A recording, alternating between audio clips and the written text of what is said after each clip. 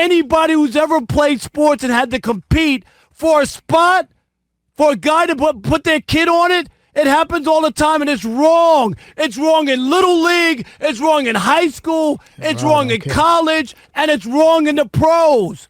Anybody who's honest, the only reason that people didn't go out and go off on LeBron is because he's a star. And they don't want the wrath or be able to say, well, LeBron stopped me from doing this, or I can't get tickets to the Lakers, or like they're afraid. Michael Jordan owned a damn team. He didn't put his two sons on the team. He could have. And Bronny's not right, and he proved this year he's not ready for the NBA. He's a marginal player at best. I refuse to sit here and act like it's okay. Rob Parker goes off on LeBron and Bronny James over nepotism. Check out what he had to say, and then I'll come back with my comments. Over the weekend, a Western Conference executive spoke to Athlon Sports about Bronny James. And during the conversation, he said, quote, that he expects Bronny to be a regular in the rotation next season. 10, 15 minutes, talked about his offseason growth from summer league to start of the season to the end of the regular season. So he's expecting that Bronny is going to be getting regular minutes with the big club next year.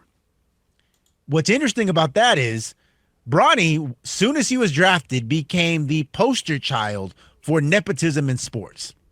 Well, flash forward to yesterday, Monday, news broke out of Utah that Danny Ainge, the CEO of the Utah Jazz, has hired his son, Austin Ainge, to be the new president of basketball ops. Now, you think that might be a coincidence, except every major basketball-related job that Austin Ainge has ever had in his career has been with his father. So, guys, here's the question. Why is it that Bronny James is the poster child for nepotism while Austin Ainge seems to fly under the radar? I think it's more to do with LeBron being who he is, one of the greatest ever in people's eyes. Then you got your son in the league. Your son played terrible at college. I know people want to throw out the cardiac arrest situation. I'm glad he's okay just as a human being, but as far as him being an athlete, regardless of if he had that situation or not, he wouldn't have been ready to come out of college, should have waited and earned his spot into the NBA. But when you talk about being competitive as an athlete, sports is different than someone getting you an office job or a GM job. The level of competition, it really counts. So it's kind of like you're dirty in the NBA. When you get somebody that has no business being in the NBA, you get them a job on the court. It's completely different than getting an office job. I think that's where a lot of people had an issue with Bronny. Nothing personal. It's just the whole situation, how he got into the NBA. For me, this goes back to the conversation we were having when Bronny was drafted. I completely can understand people's frustration. He wasn't even that great in college. I understood that. I got it. But the idea that LeBron James, what he's meant to the league, what he means currently even to the league, would not help his son get drafted, to me was crazy. And I mentioned then, it happens all the time. It happens with coaches. It happens with guys who are behind staffers, in the executive offices. It happens with lawyers. It happens with so many people. That's just part of life, literally. It can be, hey, I went to college with Bob. Bob is now a lawyer. My son wants to go in a law firm. Hey, Bob, take care of my son. That's just a part of life. They also say your net worth is sometimes and most often determined by your network, meaning where you're going to go depends on who you know. And so to me, I just think that was kind of par for the course. And if we had the opportunity again, if you're talking about with Bronny, the 55th pick, which doesn't often amount to anything, why not give him a shot if you were the Lakers? So to me, I didn't quite understand the outrage. If he was a lottery pick, I'd be like, I totally get it. All right, settle down. He's not all that. If he was a top 10 pick, a top 20 pick, but the 55th pick didn't really bother me. And again, my point then was, Rob, this happens all the time in life. No, it doesn't. And it doesn't. At the end of the day, man, it is what it is. Look, I ain't got an issue with nepotism, but at least be good enough to be an NBA player. Now, as far as front office jobs, I get it, but I didn't got jobs before. I didn't been throwing alley-oops. Hey, I know this person, I know this family member. Go ahead, put your people on, and vice versa. So I get it, and I'm not against it. But again, Bronny James has no business being on the NBA floor. He plays decent in the G League. Maybe he gets an opportunity to be in the G League and work his way up. But to be drafted 55th pick, no matter what the pick is, the way he got into the NBA, that's the main issue. Yeah, if LeBron James has the power to get Bryce in the league, cool. But if he's not good enough in college, then he gets onto the NBA, people are going to have the same issue. It may be even worse. So, again, I know it's a LeBron James thing. I know people hate on him. I got my comments about LeBron too. But, yeah, I'll probably do the same thing. But if my son isn't good enough to be on the NBA floor, I'm going to tell him the truth. Like, look, bro,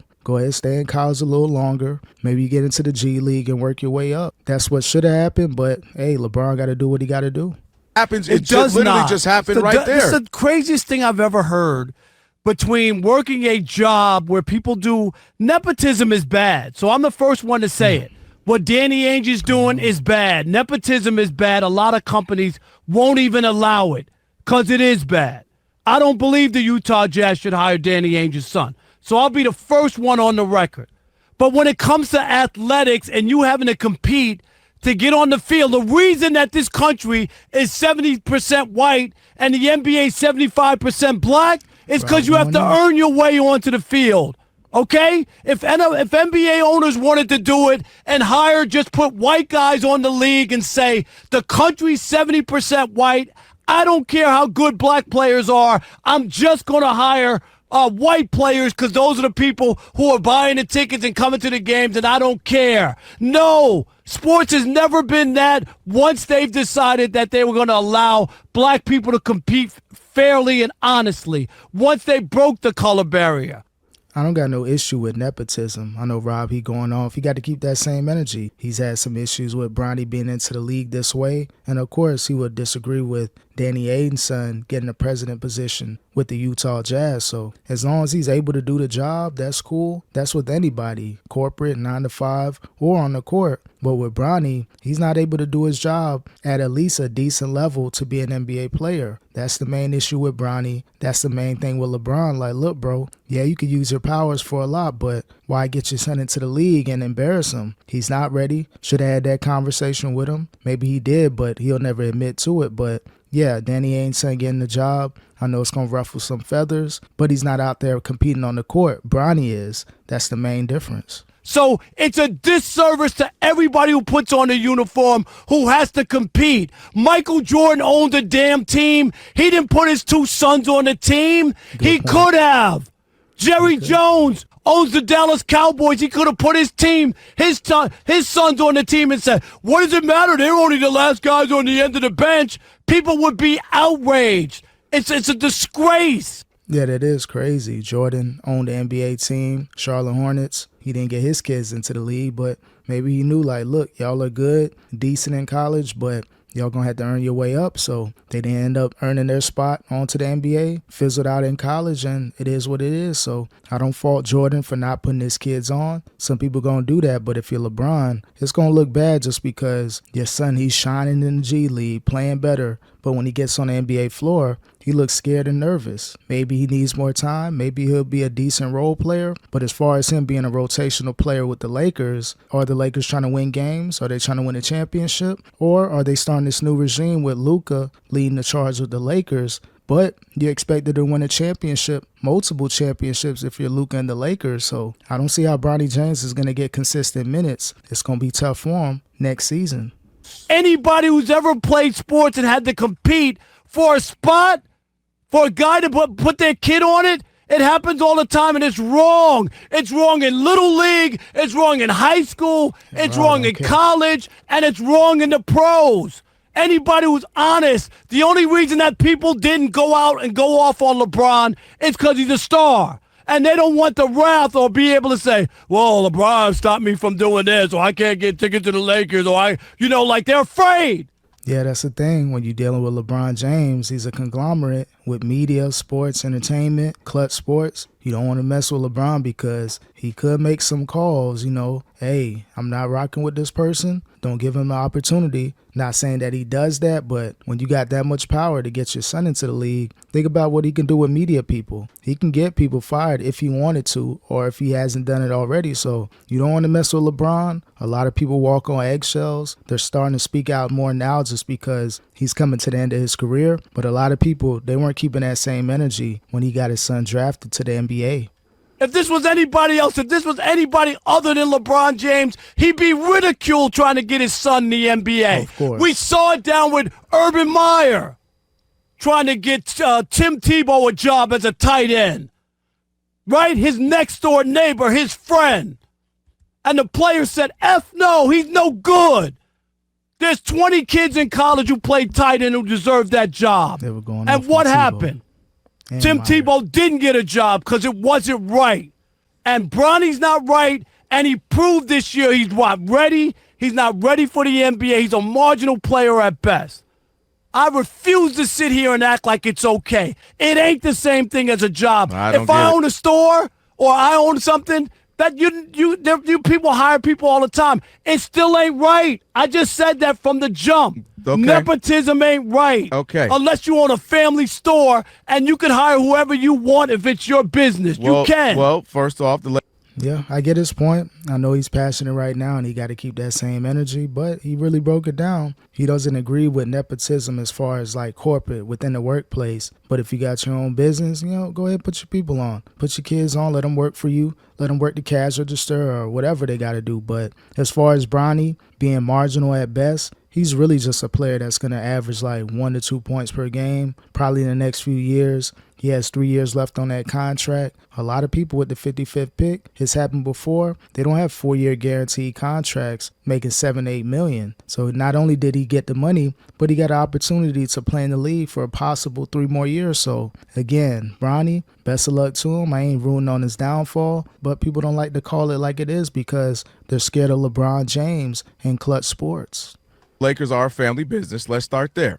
The Lakers are a family-run business. Also, the best part about it is you're acting as if you couldn't name me 3-4 players that came out of that draft.